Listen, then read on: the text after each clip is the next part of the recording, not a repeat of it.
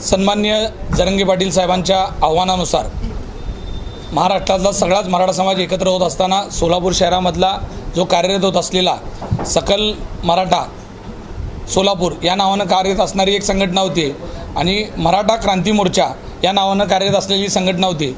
त्याचे समन्वयकसुद्धा वेगवेगळे होते.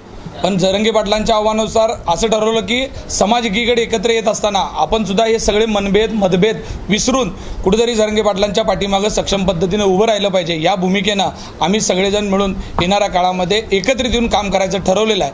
आणि आता आम्ही सकल मराठा क्रांती मोर्चा म्हणजे दोन्ही नावाचं संयुक्तिक नाव तयार करून येणाऱ्या काळामध्ये आम्ही काम करणार आहोत, जेणेकरून मराठा समाजाला ज्या आरक्षणाची मोहीम आता महाराष्ट्रात सुरू आहे त्याच्यासाठी आपण एकत्रित असणं ही काळाची गरज आहे हे लक्षात आल्यानंतर आम्ही सगळेजण एकत्रित येऊन या नजीकच्या काळामध्ये काम करणार आहोत. सरकारकडे मनोज जरांगे पाटलांनी मागणी केली आहे ओबीसीमधून 50% आत आरक्षणाची. पण स्वतः सरकार आणि तमाम मंत्री जिल्ह्यातले असू द्या राज्यातले असू द्या एकजणही आमच्या गोष्टीचं समर्थन करत नाही. हे खूप मोठी दुर्दैवी गोष्ट आहे. त्यासाठी आम्ही आजपासून जिल्हा दौऱ्यावर जात आहोत, तालुक्यात जात आहोत.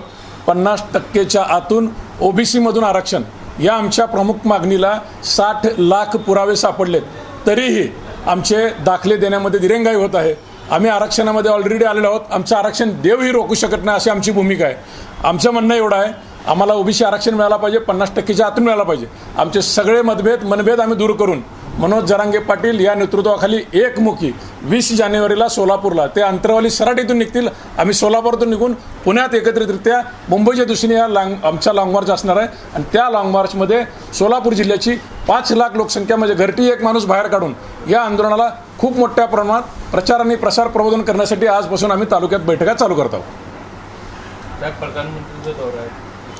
प्रधानमंत्रीच्या दौऱ्यासंदर्भात आत्ता मिटिंग आपली समाजाची एकत्रीकरणाची झाली आहे. निश्चित आपण प्रधानमंत्री 19 तारखेला आपण वेळ मागून त्यांना एक प्रामाणिक बाबा तुम्ही महाराष्ट्रातला सगळ्यात मोठा समाज आरक्षणामुळे जो डिस्टर्ब आहे त्याला न्याय देण्यासाठी तुमची काय भूमिका असायला पाहिजे तसं निवेदन देण्याचा आमचा प्रामाणिक प्रयत्न येणाऱ्या 19 तारखेला असेल.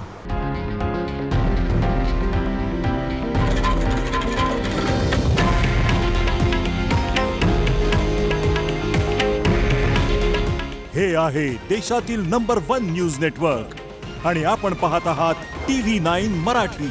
काळजी तुमची, हित महाराष्ट्राचं.